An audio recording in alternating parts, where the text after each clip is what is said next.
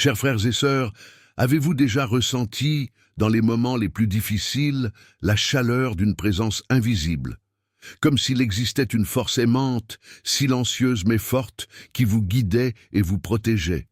Ce sentiment, et pas seulement une impression passagère, peut être le signe que nos proches décédés ne nous ont pas vraiment quittés. Au contraire, ils nous regardent, nous aiment et nous aident parfois de manière silencieuse mais magique. Ces liens invisibles mais incassables contiennent tellement d'amour et de sens. Maria Sima, une femme extraordinaire connue pour sa capacité à communiquer avec les âmes des défunts, nous a ouvert une perspective inspirante à travers son célèbre livre « Comment ils peuvent nous aider ». Dans ce document, elle partage des histoires touchantes sur la façon dont les esprits ne sont pas seulement des souvenirs, mais aussi des compagnons, continuant à nous aimer, à nous guider et à nous réconforter à travers les épreuves. Rejoignez-moi pour découvrir ces témoignages touchants, où chaque histoire est un témoignage d'un amour éternel qui transcende le monde visible. Cela m'est arrivé fréquemment, en 1954, quand les âmes sont venues m'informer du lieu et de la date de leur mort. Ils m'ont demandé d'informer leur famille des problèmes qui devaient être corrigés. Généralement, il s'agissait d'héritages distribués injustement ou contrairement à leur dernière volonté. Nous emportons avec nous tout ce que nous apprenons sur Terre. Oui, c'est vrai. Dans ces cas-là, il est prouvé que les âmes nous aident selon leur capacité ou leur préparation. Par exemple, si une couturière a besoin d'aide dans son travail, il serait plus avantageux pour elle de se tourner vers une âme du purgatoire qui, dans sa vie, a été aussi couturière. Oui, il y a des preuves de cela. Si nous avons besoin d'une aide urgente, comme dans le cas d'un accident de voiture imminent, l'aide viendra probablement d'une âme possédant des connaissances en automobile plutôt que d'un expert en tricot. Je connais un homme qui, lors de la dernière guerre, a dû faire de la contrebande à de nombreuses reprises. Il demandait toujours aux âmes des douaniers du purgatoire de l'aider à s'en sortir indemne. Au cours des années d'activité, il n'a jamais été capturé. Cependant, je dois dire que les marchandises qu'il faisait passer en contrebande étaient des bibles et des articles religieux. S'il s'agissait d'armes ou de drogue, cette aide n'aurait jamais été accordée. Les âmes n'interviennent jamais pour aider dans des activités illicites.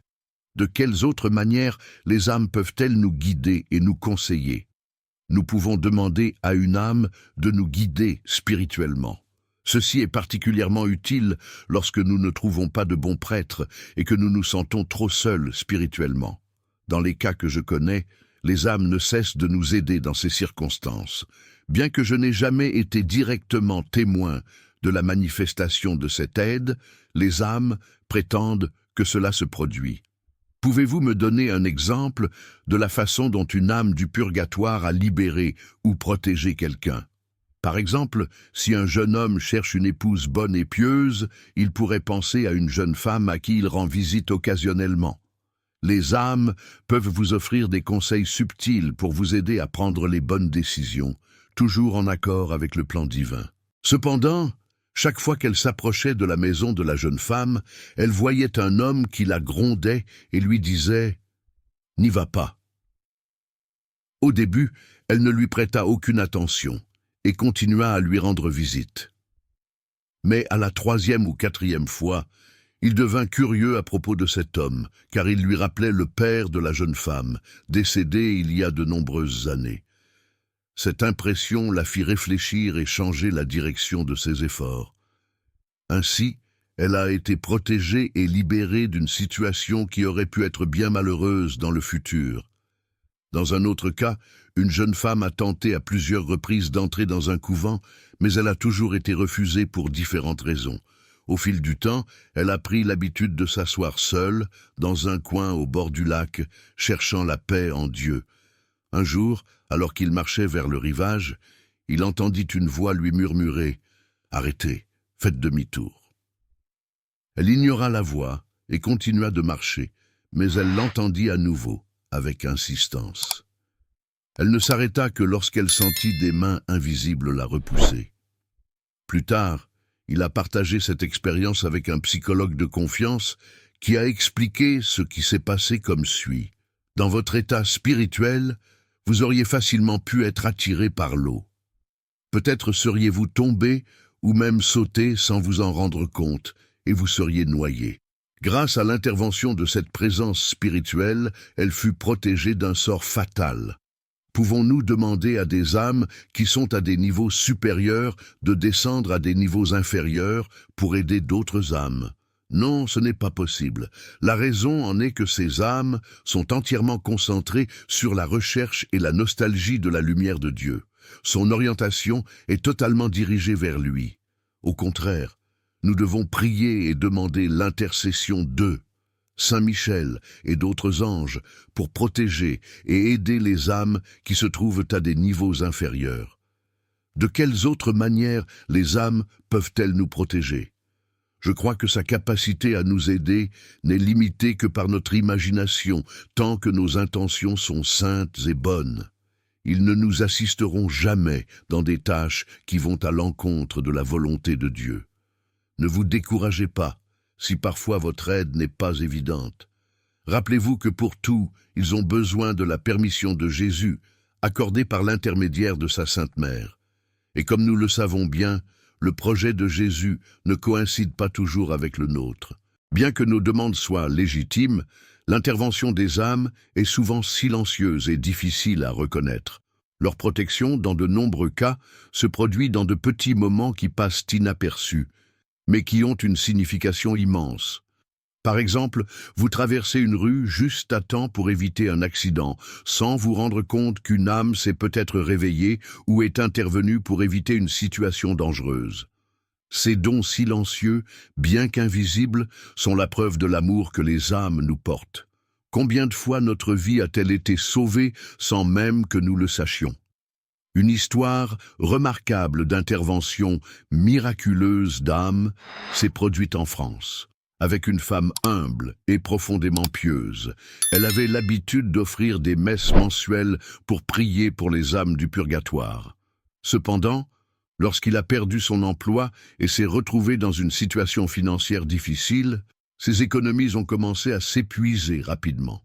Un jour, il assiste à la messe à l'église et se rend compte que s'il offre une offrande, il n'aura pas d'argent pour subvenir à ses besoins pour les prochains jours. Le cœur divisé, elle priait, confiant sa situation à Jésus, certaine qu'il ne l'abandonnerait pas. Finalement, avec une foi inébranlable, il décida d'offrir l'offrande comme d'habitude. En quittant l'église, il trouva dans l'atrium un jeune homme élégant qui rayonnait d'une paix extraordinaire. Le jeune homme lui a demandé s'il cherchait un emploi et, après avoir reçu une réponse affirmative, il lui a donné une adresse précise. Surprise mais pleine d'espoir, elle décide de suivre ses instructions. Lorsqu'il arriva sur place, une maison modeste, il trouva une gentille femme âgée qui avait besoin d'une femme de ménage. Les deux femmes parvinrent rapidement à un accord, et la femme pieuse trouva un emploi, mettant ainsi fin à ses difficultés financières. Mais le plus surprenant restait à révéler. En entrant dans le salon, il aperçut une photographie sur la cheminée. C'était le même jeune homme qu'il avait rencontré dans l'église. Intriguée, elle a posé des questions sur lui. La vieille femme, émue, a répondu que c'était Enrique, son fils, décédé il y a 4 ans. Frères et sœurs, cette histoire n'est qu'un des nombreux témoignages que Maria Sima a recueillis, démontrant l'amour éternel que les âmes ont pour nous. La mort n'est pas une séparation définitive, mais un passage à une autre étape. Nos proches, d'une manière ou d'une autre, sont toujours présents, prennent soin de nous et nous protègent dans notre quotidien. Amis bien-aimés, ce que nous avons partagé aujourd'hui n'est qu'un aperçu, une fenêtre ouverte sur l'amour profond et la connexion indéfectible que nos êtres chers disparus continuent d'entretenir avec nous. Leurs actions, bien que souvent imperceptibles à nos yeux, témoignent de leur présence constante. Elles nous rappellent que leur amour transcende les frontières du temps et de l'espace, qu'ils sont là pour nous guider, nous protéger et nous soutenir dans les moments de doute, d'épreuve ou de joie. Chaque signe, chaque intervention, aussi infime soit-il, résonne comme un rappel puissant que nous ne sommes jamais vraiment seuls. Ces réflexions m'amènent à méditer sur la puissance extraordinaire des liens familiaux et spirituels. La vie, je le comprends chaque jour un peu plus, ne se limite pas à ce que nous voyons ou touchons.